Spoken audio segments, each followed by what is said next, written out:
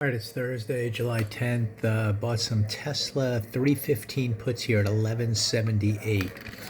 This is here on, what I'm looking for, obviously a reversal back to the downside after a little gap up, held the first bar all session long, and now is kind of starting down. So it couldn't follow through to the upside after a start up. What's unfolding here, in my opinion, still, even though we have a little bit of a green week here, we're still below the halfway point of the prior week.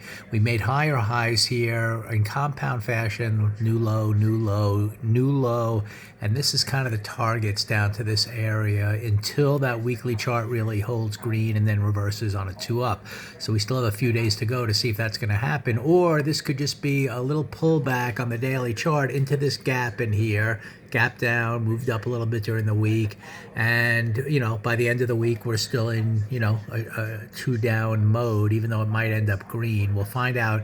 If this ends up strong green, then you expect follow through high into next week. If it's just a neutral looking bar, then in compound fashion we're moving down to these lows. So I'm still biased to the downside. And then this opening price action, this should have really consolidated and moved up to take out that first bar high after this an hour of consolidation. Instead it's moving lower. So I just see this as kind of a move up, let's repeat, into this gap on the daily chart, and by the end of the week you could see the selling coming in. We could be moving lower in line with this pullback here that's working towards these lows until the weekly chart reverses up and confirms. So I'm going to play the puts here on this kind of price action, expecting it to kind of at a minimum work down to the bottom of this range. We'll see if we can get below 300. That's kind of, it looks to be a psychological level, and at that point we just kind of made a 1 2 3 push up into this gap, and we could be starting resuming that downtrend that's working towards these lows. That's what this price action to me is saying. So I think if, at a minimum, we'll hit a little bit lower today, and we'll see if on the end if this day becomes a failure day before it's all over, closing red.